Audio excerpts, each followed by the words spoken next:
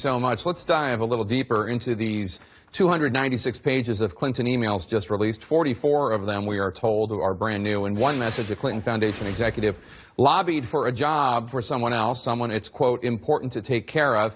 In another email, a top executive of the Foundation makes efforts to link a billionaire foreign donor with a U.S. diplomat. CNN senior investigative correspondent Drew Griffin is helping us sort out the connections. And Drew, the campaign told me earlier that the executive at the Clinton Foundation was operating in a different capacity. He was operating as a top aide to former President Clinton, not as a Clinton Foundation executive, and that the donor in question has a long-standing relationship with the Clintons.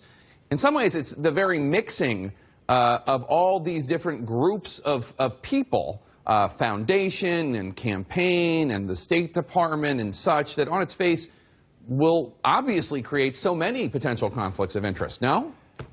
That is exactly the point. These emails being released now today show what we've seen over and over again. And it is exactly, Jake, that intermingling of interests and donations and favors being done between the Hillary Clinton State Department, the Clinton Family Foundation, and the donors, who apparently have very easy access to both when they need help. There are nearly 300 pages of emails. Some of them show just how easy it was for Clinton donors to get Clinton favors. Case in point, Gilbert Chagoury. He's a Nigerian-Lebanese billionaire seen here with Bill Clinton at the opening ceremonies for the Chagoury brothers' multi-billion-dollar waterfront development in Nigeria. The project was done under the umbrella of a Clinton global initiative to reclaim Nigeria's coastline. The Chagourys and Bill Clinton go way back.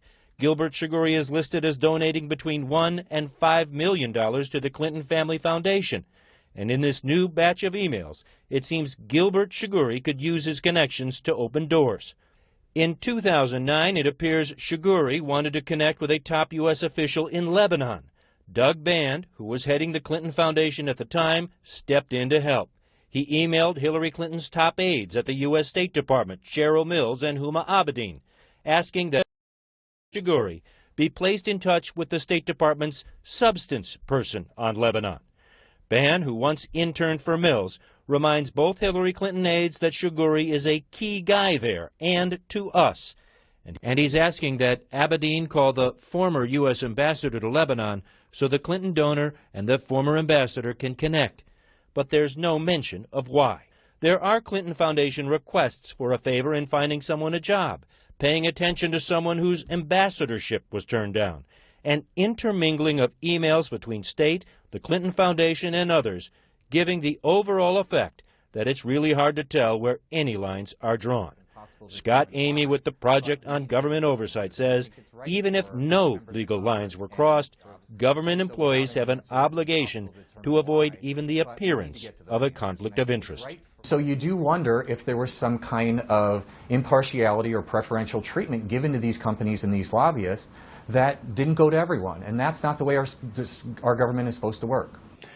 Jake, we're getting a lot of different responses from the Clinton campaign, but I want to show you what they did send to us as a quote. This is from Josh Schwerin. He says the emails are communications between her, Hillary Clinton's aides, and the president's personal aide. And indeed, the recommendation was for one of the secretary's former staffers who was not employed by the foundation, and that Doug Band at the time was both working with the foundation as a top aide to Bill Clinton. The emails they are telling us were sent from his presidential aide email and not from the foundation's aide email. So there's a lot of lines even being drawn in their response to us. All right, Drew Griffin, thank you so much. Donald Trump